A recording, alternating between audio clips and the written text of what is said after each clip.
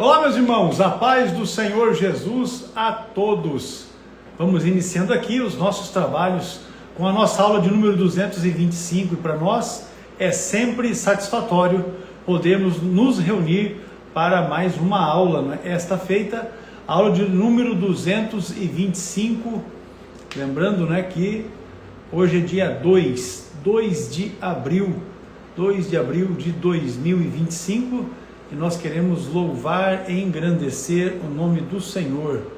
Olha aí, Michel Luigi, Deus abençoe. Henrique Castro, seja muito bem-vindo. Paz do Senhor, Deus abençoe cada um dos irmãos, não é? Vocês podendo, nos ajude na divulgação, clicando no aviãozinho, redirecionando esta live aí para os seus contatos. Também, se você quiser, você pode tirar um print dessa tela e publicar no seu store, porque aí as pessoas vão também tomar conhecimento do trabalho que nós estamos realizando aqui, não é? Neste momento. Uma horinha de aula apenas, das 22 às 23, toda quarta-feira, e nós queremos engrandecer a Deus, louvar o Senhor, bendizer ao Senhor por nossas vidas, até porque entendemos que esse tempo é um tempo que Deus preparou para que nós pudéssemos aqui, de alguma forma, também colaborar com o ministério, né, de cada um dos irmãos. Olha aí. Vamos ajustar o posicionamento aqui, meu pastor, para ficar melhorzinho. Olha aí. Olha aí. Paz do Senhor, pastor Ciro, tudo em ordem? Pastor, tudo em ordem. O senhor está bonito hoje, hein? Eu cheguei no corridão da igreja, porque nós estamos tendo um trabalho especial aqui com o pastor José Maria Guimarães. Olha, que E benção. aí eu cheguei correndinho, como não ia dar tempo de trocar a camiseta e arrumar os caixas aqui, né? Dar aquele tapa, aí eu falei, vou ficar do jeito que eu tô. O senhor está certo. Aí Eu também, né? Porque eu tô com a camisa do Cetário, Pronto. então... Ficou do jeito, maravilha. Benção pura. Maravilha. Hoje não deu, hoje foi bastante corrido. Não, mas o senhor está elegante, está muito bem. Amém. Amém. Glória a Deus. Eu estava dizendo aqui para os irmãos que para nós é uma satisfação já a aula de número 225. Benção. A aula de número 225. Eu tive um irmão que na aula passada ele questionou, porque ele fez uma pergunta e a pergunta dele não tinha sido respondida. E aí na quinta-feira, porque eu vou salvando, né, as perguntas que vão entrando na live, e aí na quinta-feira eu transcrevo isso para a nossa pauta, né?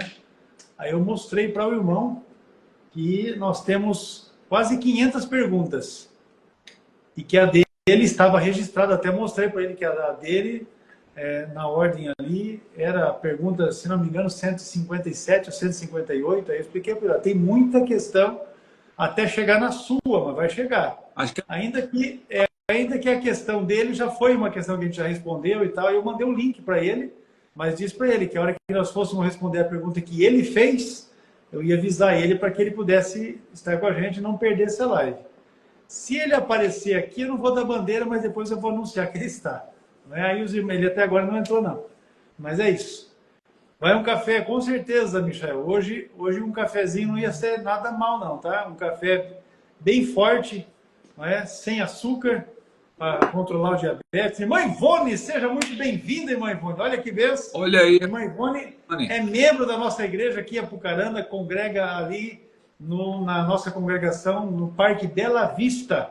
Uma serva de Deus que se empenha muito, se esforça muito, sempre está com a gente também nas lives e sempre tem uma palavra de conforto e de encorajamento. Deus abençoe a irmã Ivone, em nome de Jesus, mulher de oração, né? Sempre está também envolvida com os eventos da igreja que diz respeito à oração. Uma benção. Tem pessoas que são colunas, né, pastor? Com certeza. A irmã Ivone é uma dessas. É. Eu me recordo de algumas vezes ter ido pregar lá na congregação. Max, seja bem-vindo. E ela sempre está lá, nunca falta, não é? Nunca falta, não falha. É uma benção. Na verdade, uma benção. Olha, a receita do café sem açúcar só cresce. Desse jeito aí. Liderado pelo apóstolo Ciro. Combatendo o açúcar. Até porque açúcar aumenta as inflamações do corpo, né? Açúcar, quanto menos, melhor. Estou pensando em lançar uma linha aí de camisetas, né? Café sem açúcar, acho que... Vai dar certo. Quem sabe, né? Vai dar certo. Aqui, ó, você coloca o Michel Luigi ali, ele é de São Paulo, o Michel Luigi, ele está naquela região ali de Campinas. Sumaré, Nova Odessa, Americana, ele está naquela região ali. Aí coloca ele de representante, porque só naquela região ali, meu Deus do céu, você imagina? Ele outro dia voltou a pé para casa porque colocaram fundo musical para ele pregar e ele falou, não, eu tô fora. Eu não prego musical, negócio. Aí ele teve que voltar a pé de Campinas até Sumaré, ele falou. Meu Deus, aí. Mas eu falei para eles, fique firme. Volta a pé, mas volta dando glória a Deus. Dando glória a Deus. Irmão Pedro Moura, Alto do Rodrigues, lá no Rio Grande do Norte, seja muito bem-vindo. Deus abençoe, né, grandemente. Eu estava dizendo aqui, Campinas para Sumaré é um pulinho, né? A gente fala aqui que dá para ir de ré olhando pelo retrovisor. Porque viagem para mim é só se for mais de 1.000 quilômetros. Menos de 1.000 quilômetros a gente vai de ré olhando pelo retrovisor. Pronto. Qual que é a polêmica aí, pastor? Não, tô fora. Polêmica, eu tô fora. Deus do céu. A turma tá matando a igreja, rapaz. Olha, não, cada dia que passa é uma vergonha maior. Senão a gente vai parar naquela página lá, né, Então, eu vou falar para você. Eu tava comentando com os irmãos hoje, num certo momento do nosso horário de expediente ali, que a turma tá dificultando as coisas, né? Meu Deus do céu. Pois a turma está dificultando. Cada dia uma desgraceira maior do que a outra, envolvendo a igreja. E aí, quando você chega para pregar o evangelho para as pessoas, eles já não dão mais crédito para aquilo que você vai falar, de tanta desgraceira que estão fazendo com a igreja. Mas, rapaz, é de dar vergonha. Pois é, né? Pois é. São dois lados da moeda, né? O lado de quem erra, que é uma coisa, claro, perante Deus não fica impune, porque está pecando contra Deus, mas aquele que dissemina esse tipo de coisa também está pecando. Pois é. Porque Mateus 7, 1 e 2, que muita gente usa de maneira errada para falar de você não pode julgar, né? Não julgueis, você não pode examinar. Pode, né? Jesus mesmo falou, julgai segundo a reta justiça, né? João 7, 24. Agora ali, Jesus está falando, pelo contexto, ele está falando da calúnia e da difamação, né? São duas coisas. Porque calúnia é quando você inventa algo contra alguém para prejudicá-lo. E a difamação é mesmo quando a pessoa tem um erro, só que você tem prazer em divulgar aquilo. Potencializar, né? Potencializar. Fulano pecou, agora eu vou colocar nos... Entendeu? Vou colocar no jornal, vou disseminar. Isso aí também é pecado, né? Então, com certeza. É triste. Acho que tanto um quanto o outro é réu. Tanto um quanto o outro, em algum momento, pagam um preço. Tem aquele texto lá, né? Que inclusive no Salmo, né? Em Provérbios, né? Que você não deve se alegrar nem quando seu inimigo, né? Quando seu inimigo cair, você não se alegrar com a queda do seu inimigo. Imagine, se não é para você se alegrar nem com a queda do seu inimigo, imagina você se alegrar com a queda de um irmão. E é o que nós temos visto hoje em dia. Com certeza. Irmão Mário Vidal, eu vou te dar um retorno, viu, Mário? Após a live aqui, eu vou mandar uma mensagem para você, tá joia? Eu vou mandar uma mensagem para ti para poder atender aí na questão da implantação do curso aí na sua igreja. Com certeza. Eu vou falar a verdade para você, o irmão está escrevendo ali, eu adquiri o livro, não é? Eu adquiri o livro para ter o livro, tá joia? Mas eu, na verdade, nunca usei o livro de apoio da lição bíblica. Nunca usei. Eu tenho porque é bom ter, né? Mas eu estou adotando um outro sistema. Deixa eu ver como é que está isso aqui. Está bem bagunçado, mas vou revelar a minha bagunça. Ó, olha aí. Eu estou fazendo meus estudos aqui e vou empilhando. Aqui está lição 1 e 2 deste trimestre. E ali, empilhadinha ali, debaixo da revista, tá as 13 lições do primeiro trimestre. Eu vou buscar na fonte. Porque, infelizmente, infelizmente está difícil hoje em dia, né? A coisa está complicada. É, Tem muita coisa sendo dita, tem muita coisa sendo dita e que se você pegar para conferir na Bíblia, não é bem da maneira como a turma está dizendo. E aí fica, enfim, é um desastre após o outro. Vamos avançando. Meu pastor, já são 10 minutos, nós estamos aqui trocando essa ideia abençoada, não é? E tá tudo certo, o Vasco ganhou do Santos. ah, ganhou? Entregaram o jogo de virada, meu genro, meu Deus do céu, rapaz, o Bruno fica todo alvoroçado. Mas isso foi hoje, não? Isso foi final de semana. Ah, sim, não. Ainda bem que ele não conseguiu influenciar a Clara, entendeu? A Clara tá no caminho certo, está naquela coisa, entendeu? A Clara tá florescendo como Palmeiras, né? Não, tá nada, tá nada. Tá não, não tá não. Oh, Não mas tá não. É isso aí. Maravilha, então. Perdeu pro seu Corinthians, é? Sai fora. É, o seu Corinthians perdeu hoje. é roubado. Mas vamos, vamos lá. Vamos lá. Mas o mal não prevalece no fim. Então, Não, assim, é uma batalha só, mas a guerra mesmo, quem vence são os que florescem, né? tá bom então. Vamos então, meus irmãos, aqui sem mais delongas, iniciando a nossa pauta de hoje, não é? A aula é de número 225, hoje dia 2 de abril de 2025, e para nós uma satisfação muito grande ter cada um de vocês, irmãos e irmãs, aqui conosco, para juntos nós aprendermos mais a respeito de Deus, da sua palavra, e especialmente nas nossas lives, sobre escatologia, não é? Deixa eu já adiantar aqui para você, você que ainda não é inscrito no canal do Pastor Ciro, aproveita e depois que acabar a live, você acessa lá o YouTube e se inscreva no canal do Pastor Ciro, porque ele tem feito um trabalho muito bom, relacionado à escatologia, deixado ali para os irmãos estudo a respeito do livro de Apocalipse, com aplicações que são maravilhosas, e você não pode perder. Se inscreva no canal. E se você puder, torne-se membro, não é? E ajude ainda o Pastor Ciro no ministério dele, porque certamente você não vai perder, você vai ser enriquecido nesse negócio. Agora, meu pastor, sobre os 3 anos e meio com Jesus, depois vamos batalhar junto com ele? É a pergunta que nós temos aqui, a primeira da nossa pauta nesta aula de número 225. Bom, vamos tentar aqui primeiro desvendar aqui o que o nosso irmão quis dizer, né?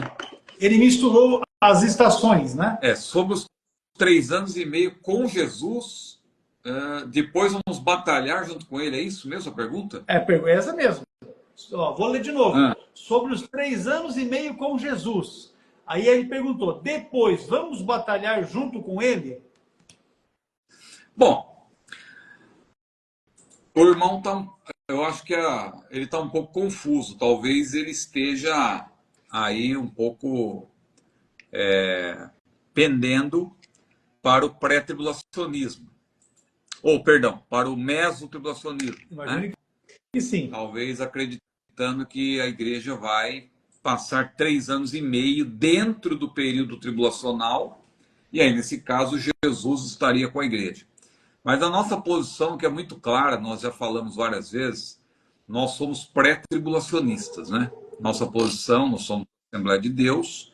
Para quem está pegando o bonde andando, claro que a maioria dos irmãos que assistem aqui às nossas aulas são membros da Assembleia de Deus, né? São alunos, muitos professores, então sabem que nossa posição está ligada à nossa declaração de fé. Então a Assembleia de Deus ela é pré-milenista dispensacionalista, né? Isso significa o quê?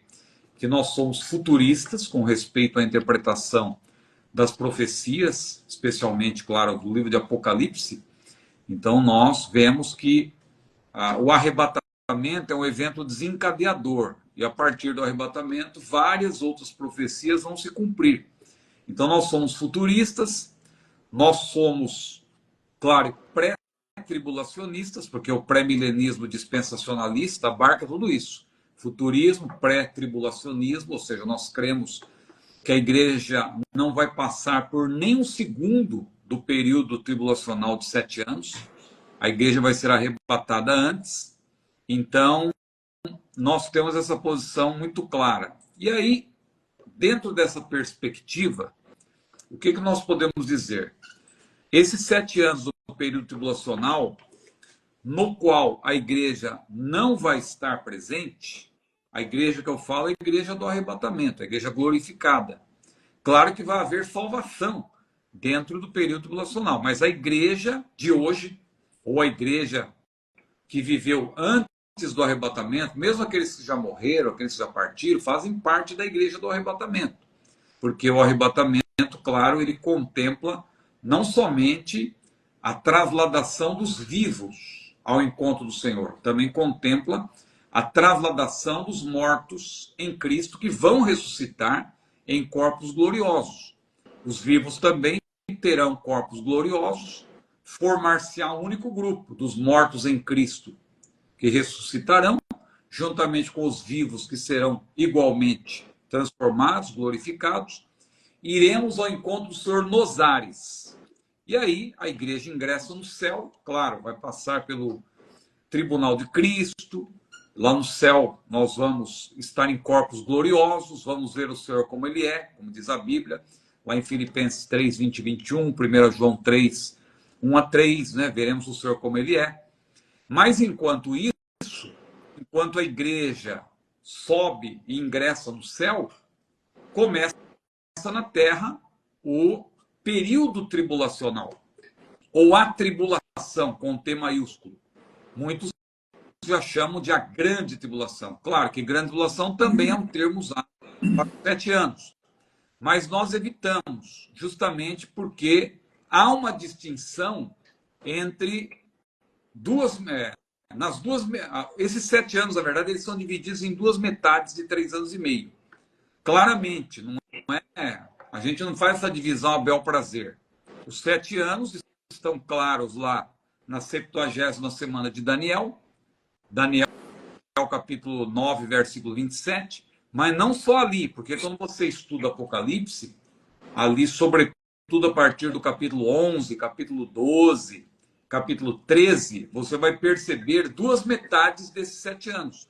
Você vai ver as testemunhas, as 2 testemunhas, profetizando nos primeiros 3 anos e meio, e depois você vê a segunda metade em que o remanescente israelita, que aparece no capítulo 12 como uma mulher vestida do sol, ali é uma descrição pictórica, simbólica, mas é Israel, o remanescente, o restante, um grupo reduzido, claro, em relação à grande maioria, mas é um grupo que vai ser protegido por Deus nessa segunda metade da tribulação, que aí sim é designada a grande tribulação. Por quê? Porque a partir da metade da tribulação, de acordo com a profecia de Daniel 9, 27, o anticristo, que terá feito antes um acordo com muitos, diz a Bíblia, por 7 anos, 1 semana, no meio desse período ele rompe o acordo e aí começa a chamada grande tribulação. Esse termo grande tribulação é um termo que o Senhor Jesus, quem apresentou, lá em Mateus capítulo 24, versículo 15, ele falando justamente dessa parte final da tribulação de 7 anos. Então, tudo isso vai acontecer, mas a igreja glorificada, a igreja do arrebatamento, ela vai estar longe disso. Claro que aqueles que vão ser salvos dentro do período, eles são salvos, né? E se são salvos, alguém dirá, são salvos, então eles não são igreja? Eu não vejo problema de chamar esse grupo de igreja. Só que chamá-los de igreja pode gerar uma confusão. Por quê? Porque eles não são a igreja glorificada. Eles são a igreja como nós hoje somos igreja. E ao final do período tribulacional, claro, aqueles que estiverem vivos vão ingressar no milênio. Aqueles que estiverem morrido vão ressuscitar e também vão se juntar à igreja glorificada. Então, não vejo problema de chamar esse grupo também de igreja. Mas como o próprio livro de Apocalipse evita o termo igreja dentro desse período, justamente para deixar claro que a igreja está no céu, a igreja glorificada, então nós também evitamos. Mas haverá salvos. E aí, o irmão pergunta, a segunda parte da pergunta é se nós vamos batalhar juntamente com Jesus.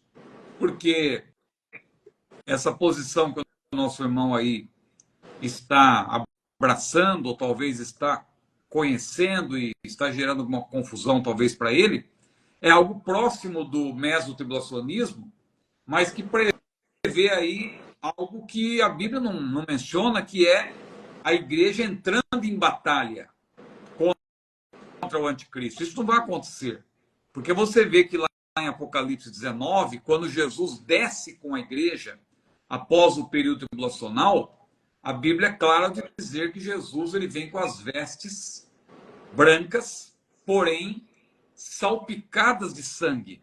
E o exército que acompanha Jesus, que representa a igreja, também vem com vestes brancas, mas não há nenhuma mancha, a veste dele está branquinha, limpinha. Mas, irmão Ciro, o que quer dizer isso?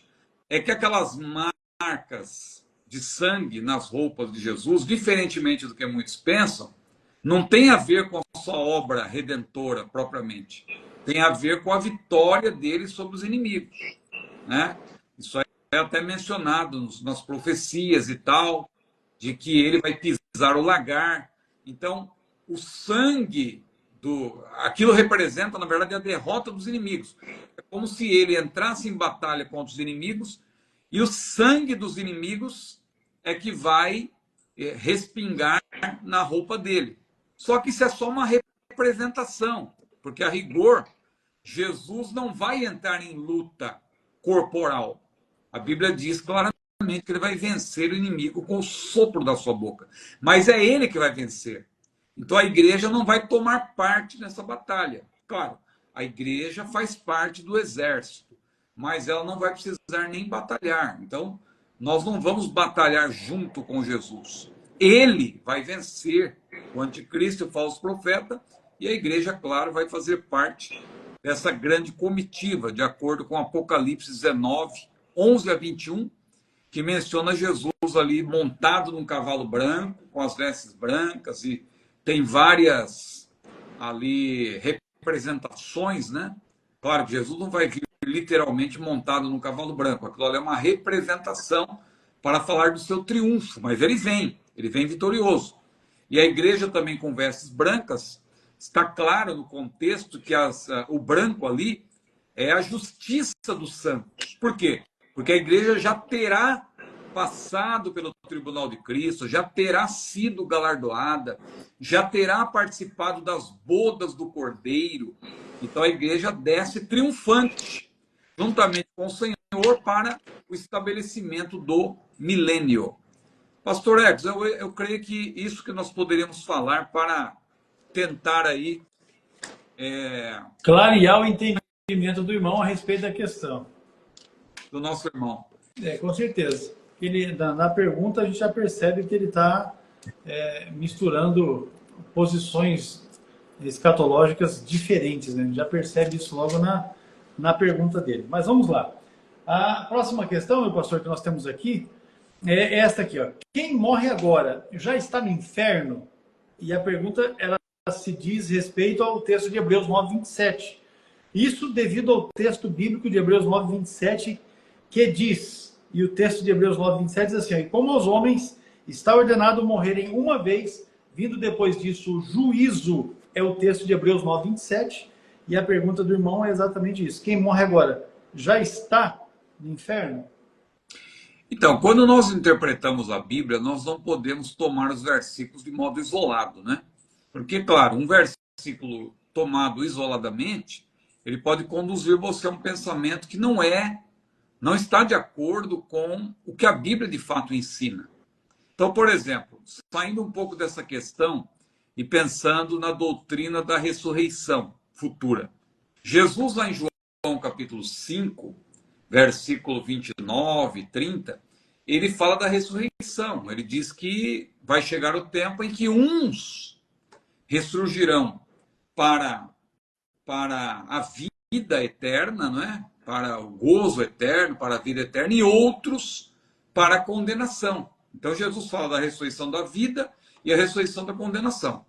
Se você tomar somente esse texto, fica a impressão que vai acontecer tudo de uma vez. Ou seja, vai chegar um momento que justos e ímpios vão ressuscitar ao mesmo tempo, para que haja um juízo final e todos vão receber a sua justa recompensa, seja ela positiva ou negativa. Mas quando você estuda a Bíblia, você percebe que essas ressurreições, elas não vão acontecer ao mesmo tempo. Por quê? Porque a ressurreição dos salvos, por exemplo, é uma ressurreição seletiva. A Bíblia diz que quando Jesus vier para arrebatar a sua igreja, os mortos, os que morreram em Cristo, ressuscitarão. Não diz que os ímpios vão ressuscitar. Quando você vai para Apocalipse 20, versículos 4 a 6, a mesma coisa.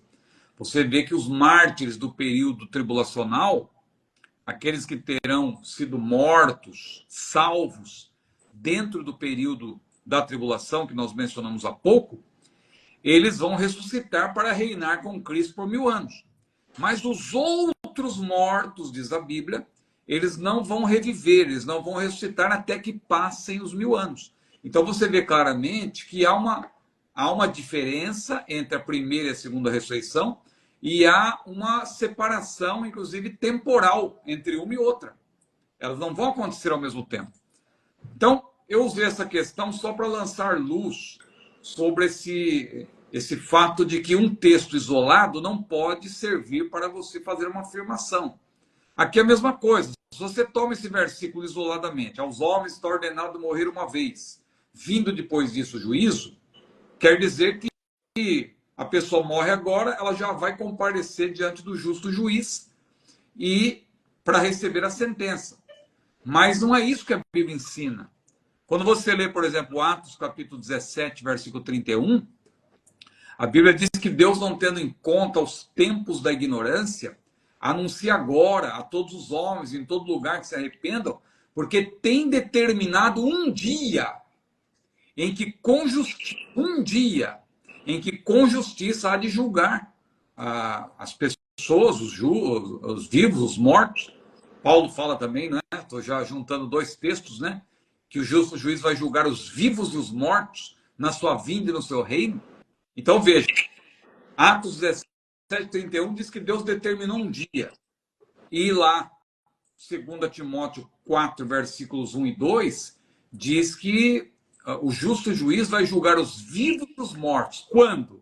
Na sua vinda e no seu reino. Então veja, você já percebe que esse julgamento ele vai acontecer em momentos diferentes, dependendo do grupo, né, que estiver sendo julgado. Então, claro, nós não podemos tomar esse texto de Hebreus 9, 27 isoladamente para fazer essa afirmação de que quem morre agora já é julgado imediatamente. E, por exemplo, o salvo, ele já ingressa no céu em toda a sua plenitude, e o ímpio ele já ingressa no inferno final, no Guiena. Não é isso que acontece. A Bíblia menciona que há um estado intermediário, um lugar intermediário. Então, o que significa esse segue-se o juízo?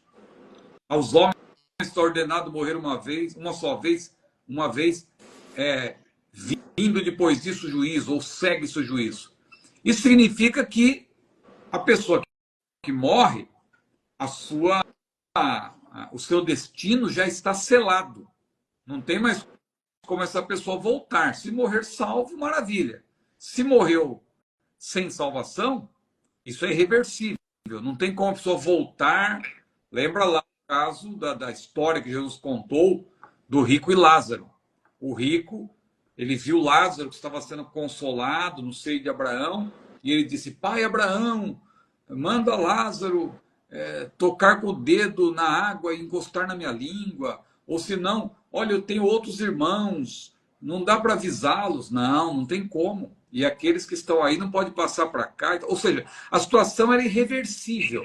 É isso que Jesus quis dizer. Então, segue-se o juízo aí, também significa que não há purgatório, por exemplo, que a pessoa vai lá para o purgatório, vai purgar os pecados e depois poderá ir para o céu. Não. Quem morre vai ressuscitar para o juízo. É essa a mensagem.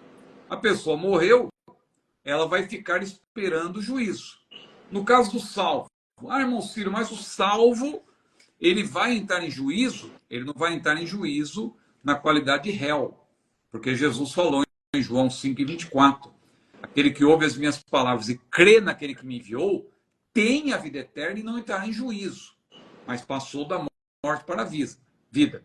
Mas a igreja, claro, por ocasião do arrebatamento, ela vai comparecer ante o tribunal de Cristo. Os mortos em Cristo, os que estiverem vivos também, vão comparecer diante do juiz.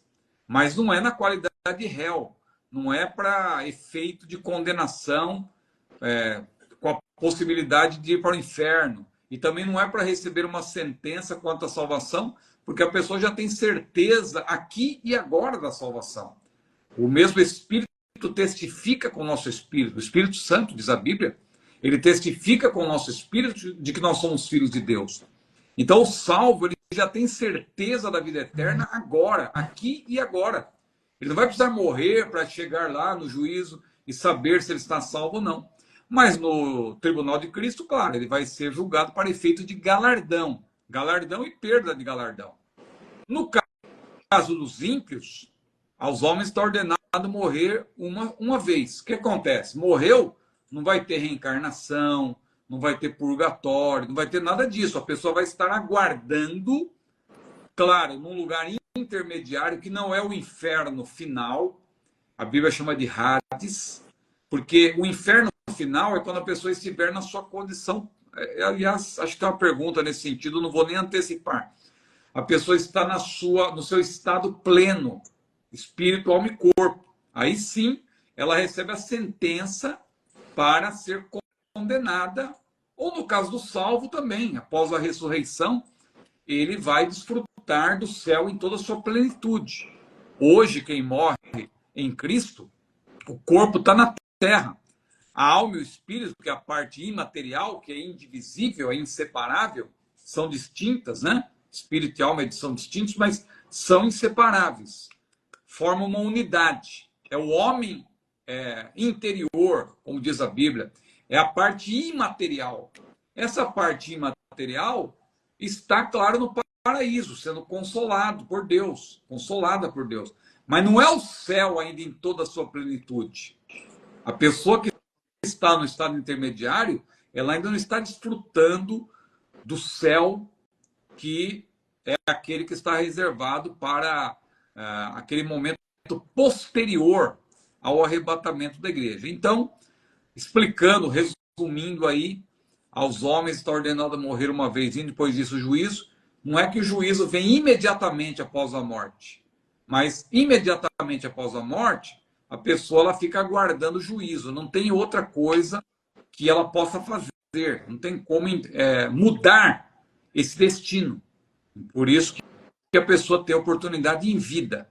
Então, se ela morre salva, claro, ela fica aguardando o arrebatamento da igreja, o momento da ressurreição, em que ela vai ser glorificada, em que aquilo que é mortal se revestirá da imortalidade, e o que é corruptível se revestirá da incorruptibilidade, como diz 1 Coríntios 15, 50, 55. O salvo estará aguardando isso, aquele que morreu em Cristo. O ímpio, não, ele vai ficar no Hades, aguardando o juízo final, o trono branco, que está lá em Apocalipse capítulo 20, versículos 11 a 15. Então, é esse o sentido de Hebreus 9 e 28, à luz do contexto, né? À luz da analogia geral, porque a Bíblia ela é análoga, a Bíblia explica a própria Bíblia. Então, eu não posso me valer de um único versículo, né? Segundo aos Coríntios 5 e 10, que o irmão menciona aí, tem a ver com o tribunal de Cristo, né? Mas não é o nosso assunto aqui hoje. E no tribunal de Cristo, talvez o irmão esteja se referindo àquela questão se vai ter tristeza no tribunal de Cristo. Não, não vai ter tristeza, porque nós já estaremos glorificados e não há tristeza, né? Mas não é a questão. Quem sabe um dia chega uma pergunta sobre isso, aí nós poderemos responder com mais tempo.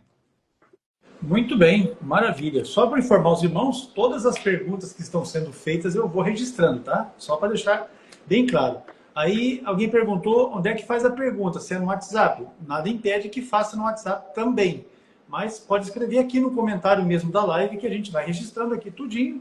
E conforme eu disse, a gente vai colocando na pauta. No início ali, quando estávamos fazendo ainda o preâmbulo, né, da nossa live aqui, eu disse para o pastor Ciro que nós temos uma lista extensa, não é? Com perguntas para serem respondidas, porque em cada live a gente consegue aqui, quando muito, responder 5 questões, no máximo 6. Mas tem live, como a de hoje, que já entrou mais do que 10. Né? Então acaba que a cada live vai se multiplicando as questões. É importante destacar que quando entra uma pergunta num assunto que nós já respondemos em outra live, no dia seguinte, sempre na quinta-feira, eu já mando para a pessoa o link daquela aula pelo direct no Instagram, para que ele saiba que aquela pergunta já foi respondida e ele tem ali esclarecida também a sua dúvida, tá joia? Então, essa é a questão para orientar aqui os nossos irmãos. Esse WhatsApp que está fixado aqui, irmãos, também é uma coisa importante. Esse é o meu WhatsApp pessoal, meu número. Né? O número da Secretaria do CETADB, se você deseja, é só acessar aqui o nosso perfil. No perfil do CETADB tem ali o nosso site, e-mail, tem o próprio WhatsApp da Secretaria, que é o que tem o final 96, 96, mas só para que os irmãos tenham esse posicionamento. Nós vamos para mais uma questão, depois nós vamos falar aqui a respeito do curso de escatologia. A pergunta, essa daqui, meu pastor, é aquela: e o inferno já foi inaugurado? É ótima pergunta. Só para corroborar o que o irmão falou, então a gente lê todas as perguntas, a gente está vendo aqui, irmãos. Não é que a gente não está lendo, né? Não está dando atenção, é que para quem já acompanha essas lives, nós chamamos até de aula, por quê? Porque nós usamos as perguntas que os irmãos fazem para elaborar uma pauta para a aula. E aí a gente trabalha com essa pauta. Claro que vão surgindo outras perguntas dentro do mesmo assunto. E aí, dependendo da pergunta, a gente bate o olho aqui e a gente percebe que pode até jogar alguma luz. Lança luz. Não é o objetivo, entendeu? O objetivo é a gente seguir a pauta com base nas perguntas que os irmãos vão mandando. Então, isso para os irmãos perceberem a importância de participar sempre dessas lives, né? Não vir aqui fazer uma pergunta e ir embora. Então, é importante você perceber que a pergunta que o seu irmão faz também, ela é útil e pode te ajudar em outras questões. Sempre acrescenta, né? Porque se nós pararmos aqui, por exemplo, essa pergunta que o irmão fez agora, uma pergunta longa, se eu paro aqui para ler e tal, vai tomar o tempo das outras questões. Então é melhor registrar e tal, depois a gente responde com calma, tá certo? Mas vamos lá. Dando sequência até, não é? Porque a pergunta que a gente respondeu, vocês podem ver que o pastor Hércules, ele elabora a pauta dentro de uma lógica. Porque a pergunta que a gente respondeu agora há pouco, de Hebreus 9, 28, ela fala do inferno. E agora vem a pergunta se o inferno já foi inaugurado. Muita gente pergunta isso até por quê? Porque tem aí algumas pessoas que não leem Bíblia, que acabam seguindo revelações, né? Como tem aquele livro, As Divinas Revelações do Inferno, que a pessoa, Mary Baxter, né? Ela se inspirou no Inferno de Dante e ali acrescentou, diz que ela teve uma experiência ali, visitou o inferno e tal, e a gente percebe que o que ela menciona ali não tem nada a ver com a Bíblia. E a Bíblia é a nossa fonte primacial de autoridade. Então, tudo que nós precisamos saber sobre o inferno está na Bíblia. Se alguém apresenta verdades extra-bíblicas para corroborar o que está na Bíblia, é uma coisa. Agora, se alguém apresenta mensagens extra-bíblicas, que na verdade são antibíblicas, aí nós devemos rejeitar, rechaçar por completo. Não é? Com certeza. Então, o que é importante esclarecer é que é o seguinte: o inferno, apesar de haver pessoas dizendo que já foram ao inferno e viram lá e tal, e tem até a gente às vezes começa a ver as pessoas fazem até alguns gracejos com isso aí, né? E vão surgindo gracejos com respeito ao inferno, com respeito ao céu. Outro dia eu ouvi uma aí, que eu lembrei agora, sobre a pessoa que disse que foi para o céu, né? Teve um arrebatamento, foi para o céu, e diz que um anjo, né, foi conduzindo a pessoa para conhecer o céu e tal. Aí chegou num lugar que tinha umas pessoas acorrentadas. Aí, no céu. Eu estou no céu, e no céu tem pessoas pessoas acorrentadas. E aí diz que o anjo esclareceu. Falou, não, esses aí são os cearenses. Como assim os cearenses? O que tem a ver isso? Falei, pois é, que os cearenses, se soltar, eles querem voltar para a terra deles. Então, tem que ficar acorrentado, porque todo cearense, realmente, onde ele está, pode estar nos Estados Unidos, pode estar em São Paulo. Ah, eu queria tanto voltar para minha terra. Se surgiu uma oportunidade, bora para Fortaleza. Isso é um gracejo que fazem com os nossos irmãos cearenses. Mas isso aí é só brincadeira, né, irmãos? Bom, vamos lá. O inferno já foi inaugurado? Primeiro, é importante dizer que o inferno, irmãos, não é o Hades. Eu citei agora há pouco o Hades.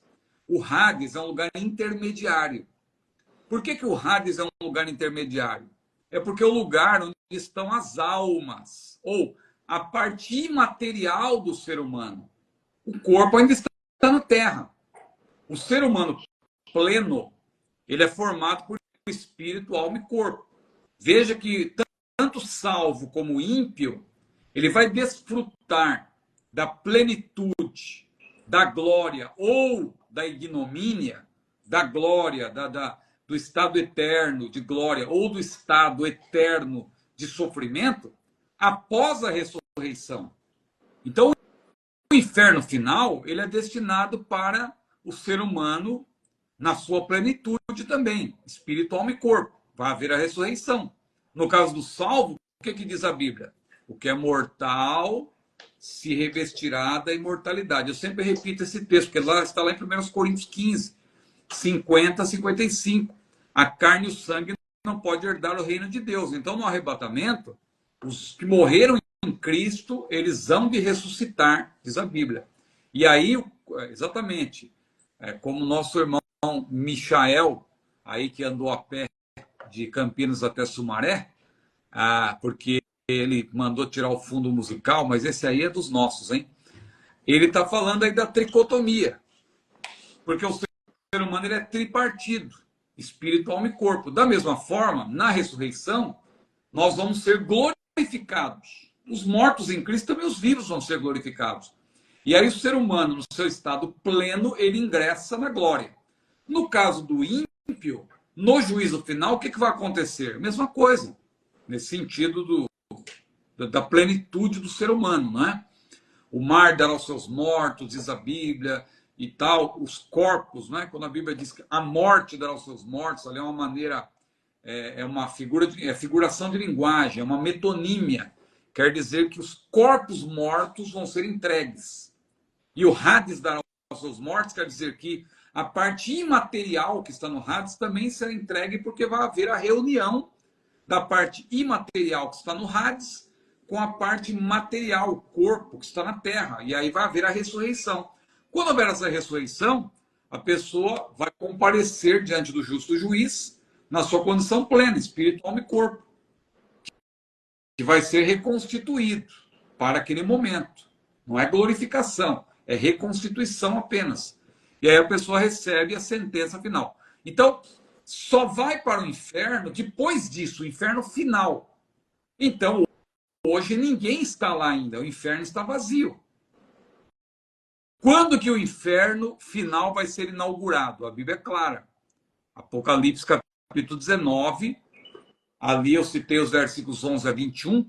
Quando você lê ali os últimos versículos desse capítulo 19, lá a partir do versículo 17, 18 até o 21, você vai ver que o anticristo e o falso profeta, eles vão ser lançados vivos. Então eles não vão morrer? Eles vão morrer. Eles vão morrer, mas que tipo de morte que eles vão provar? Eles já vão provar a segunda morte. Eles vão provar a segunda morte. Porque o que é a segunda morte? A Bíblia diz, quanto aos tímidos, aos incrédulos, aos abomináveis, aos fornicários, aos adúlteros, a todos os mentirosos, a sua parte será no lago que arde com fogo e enxofre, o que é a segunda morte. Então, quem vai para o lago de fogo, vai provar a segunda morte. Segunda morte em contraste com a primeira, porque a primeira morte é uma referência clara à morte física. A morte física, que entrou no mundo. Claro que contempla também a morte espiritual no sentido de afastamento de Deus, mas a morte física também entrou no mundo. Ela é a primeira morte, porque Morte, nesse caso, é a morte do corpo. Então, é a primeira morte. A segunda morte também é a morte do corpo, do ser humano pleno, que envolve o corpo. Então, o anticristo e o falso profeta, quando diz a Bíblia que eles vão ser lançados vivos no lago de fogo, e Paulo diz lá que o anticristo será morto, alguém pensa que é uma contradição. Segundo os Tessalonicenses 2, diz que o Senhor vai matar o anticristo, o homem do pecado, com o sopro da sua boca. E lá em Apocalipse diz que vai ser lançado vivo. Achei uma contradição na Bíblia. Não, porque ser lançado no lago de fogo ali também significa morte, mas é segunda morte, porque não tem sentido. O Senhor precisaria matar o anticristo, fazê-lo ressuscitar, para depois julgá-lo e lançar. Não precisa todo esse processo, ele já vai ser julgado ali vivo, ainda vivo, porque ele estará vivo naquela ocasião.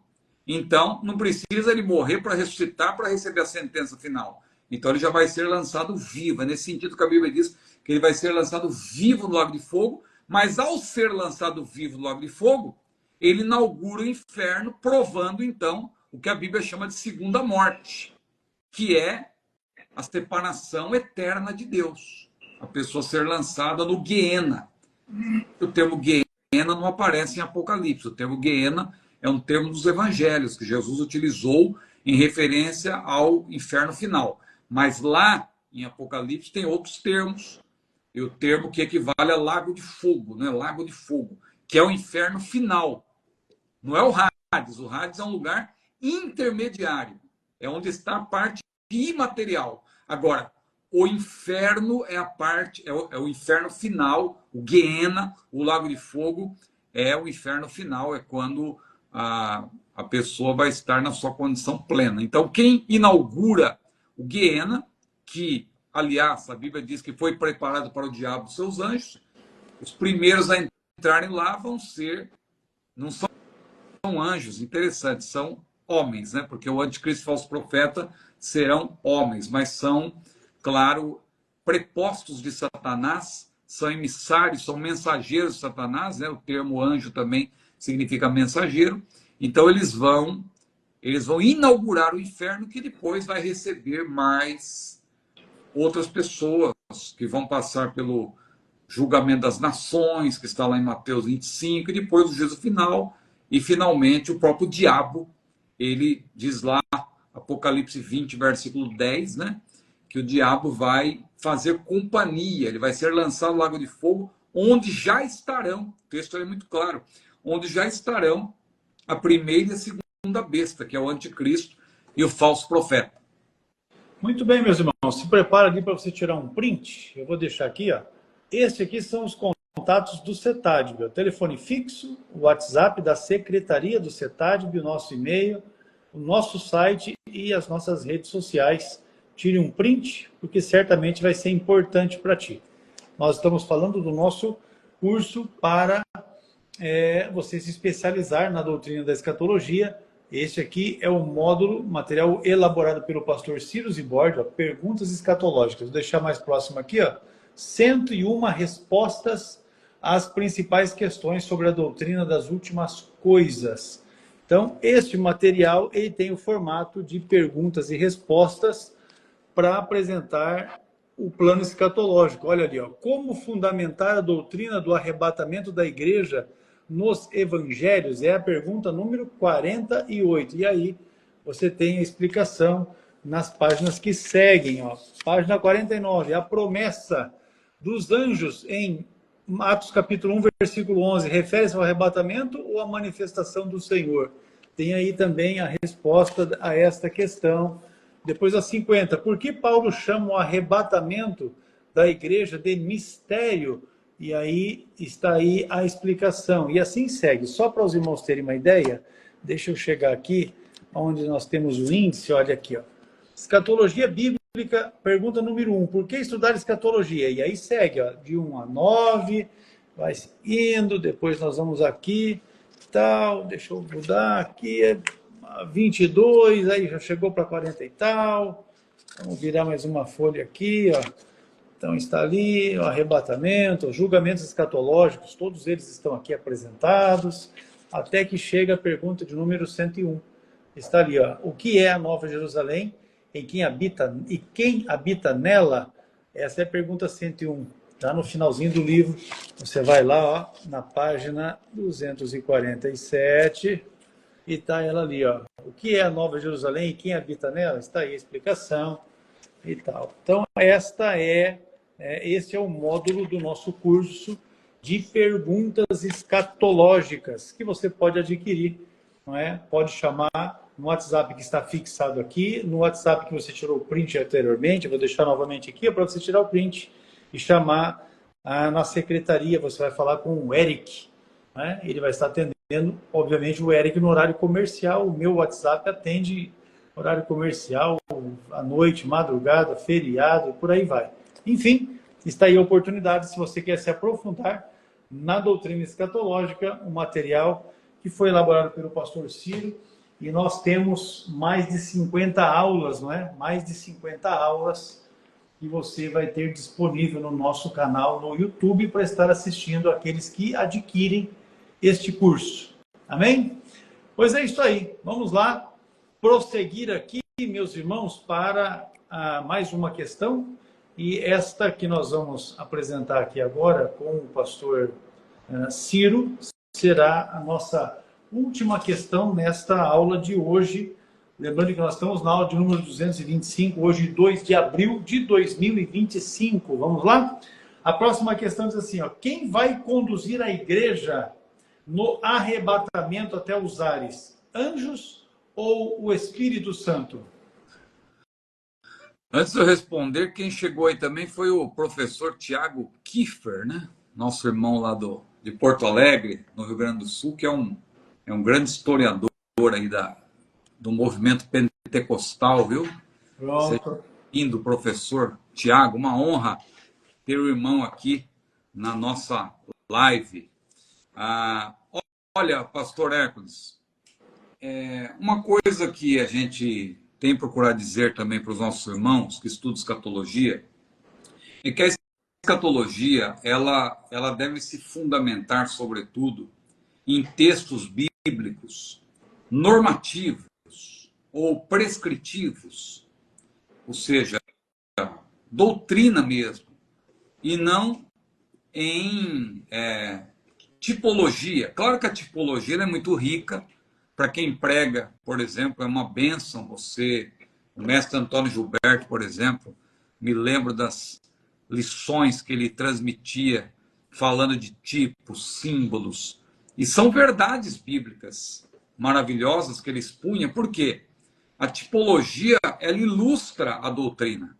Porque a Bíblia, você pode pregar a Bíblia e ilustrar com a própria Bíblia. Agora, a doutrina propriamente, ela não se fundamenta em tipologia. Ela não se fundamenta em simbologia.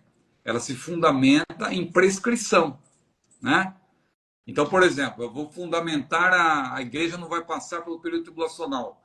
Vou falar, a igreja não vai passar pelo período tribulacional porque Noé ficou dentro da arca, acima, ali e tal. A igreja não vai passar pelo período tribulacional porque Enoque foi arrebatado antes. Veja, isso não é fundamento para o pré-tribulacionismo. Isso ilustra o pré-tribulacionismo. Agora, a fundamentação está em textos prescritivos, que dizem claramente que a igreja não vai passar pelo período tribulacional. Da mesma forma, quando a gente fala aqui, a pergunta do nosso irmão, quem vai conduzir a igreja até os ares? Os anjos ou o Espírito Santo? Eu vou decepcionar alguns irmãos aqui, porque eu vou dizer que, biblicamente falando, pela prescrição que nós temos na Bíblia, nenhum nem outro. No arrebatamento, a Bíblia não diz que vão ser os anjos que vão conduzir a igreja, e nem diz que é o Espírito Santo. Ah, irmão Ciro, mas e lá aquela passagem que fala de Abraão, e de Isaac, e Rebeca, e o Eliezer, e que o Eliezer representa o Espírito Santo, que ele conduziu a noiva até Isaac, e aí o Eliezer representa o Espírito Santo, o Espírito Santo vai ter que conduzir. Veja, isso aí é simbologia. Isso aí pode servir para uma ilustração, realmente. Eu já preguei sobre isso, dá para fazer uma bela de uma pregação sobre isso, Mas nós temos que ter esse cuidado para você não colocar o carro na frente dos bois e achar que com uma representação simbólica do Antigo Testamento você vai defender uma doutrina.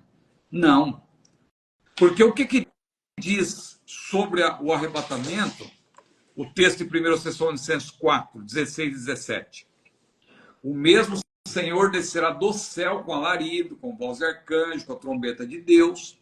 Os que morrerem em Cristo ressuscitarão primeiro.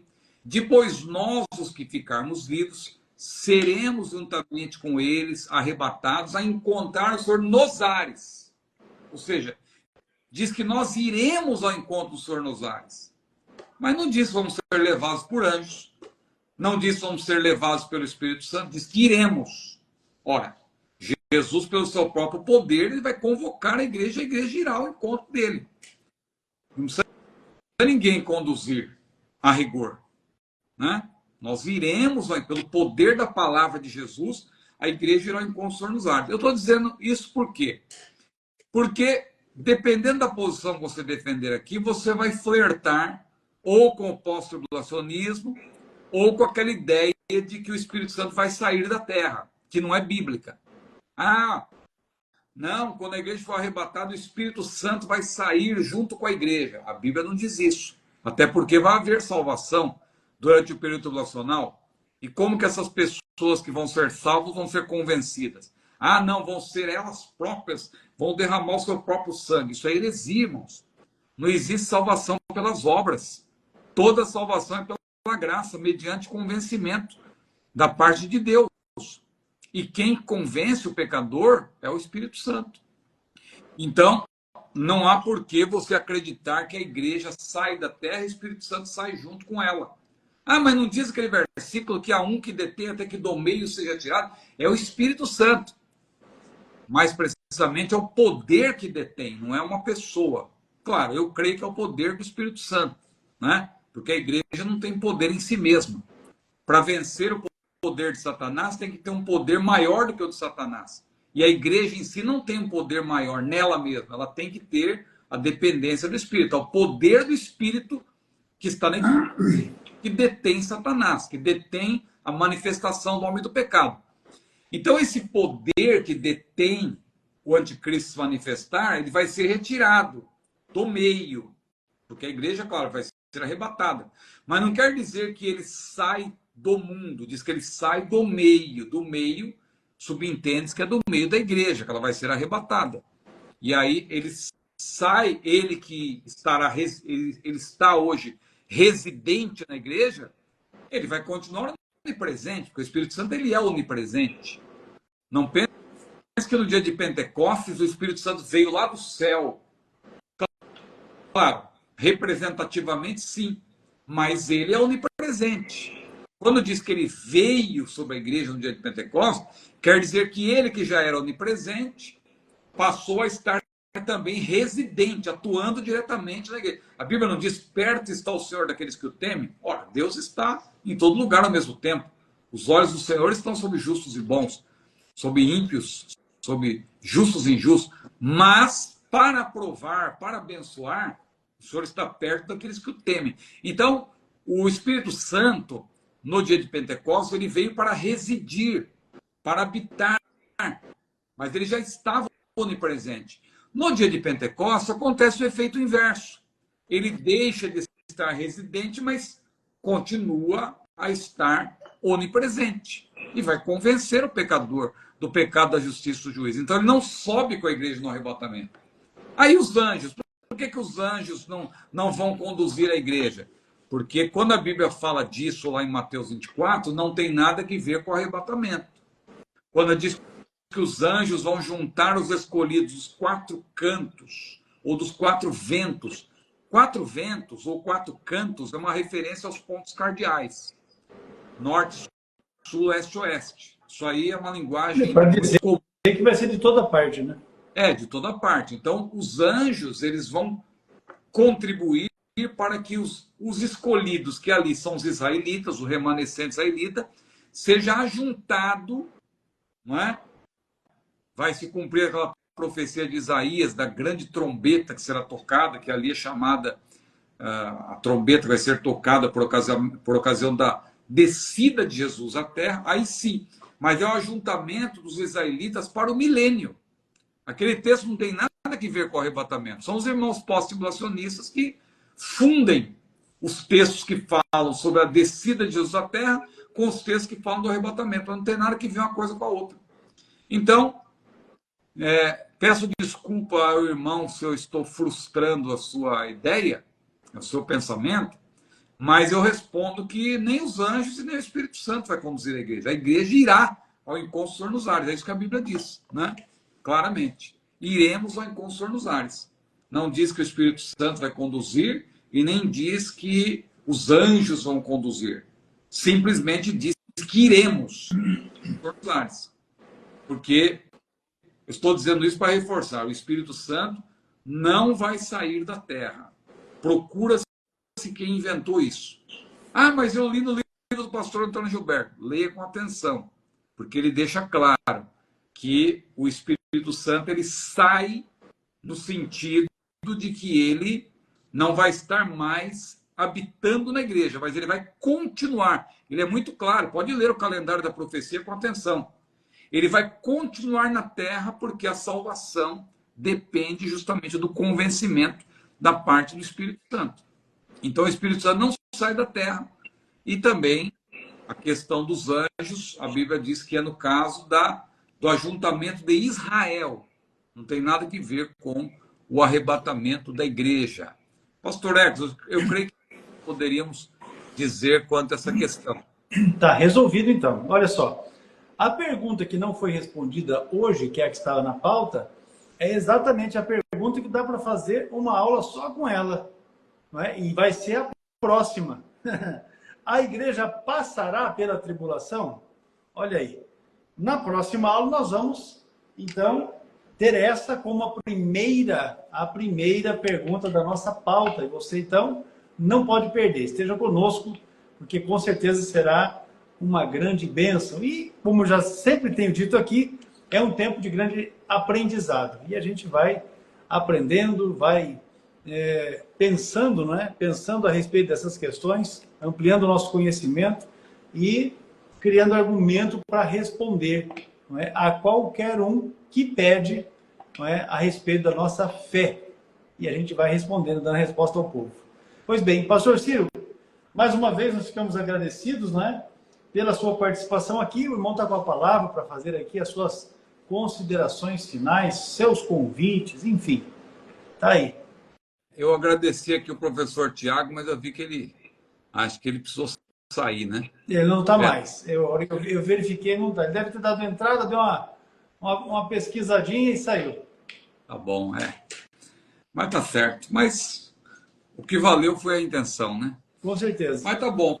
Pastor Ecos, eu agradeço pela oportunidade, aula de número 225, né? Isso aí. Mais de 5 anos de live, e nós glorificamos a Deus por aqueles que são fiéis, né? Eu lá, quando eu faço as minhas lives lá no YouTube, eu estou agora na aula, a próxima já é a 40, né? É a última do livro de Apocalipse. Aí eu pergunto assim, quantos assistiram todas? Coloca aí 38, 39, aí uns colocam, né? 37, 36. Aqui a gente poderia colocar, né? Quem aqui assistiu todas as lives? Eu coloco 225. Acho que é difícil, né? Mas eu acredito que tem alguém aí que chega perto disso, porque tem pessoas que são fiéis. Olha, o irmão Eli Batista mesmo está aí desde o começo. A Ivone também está sempre desde o começo. É isso aí.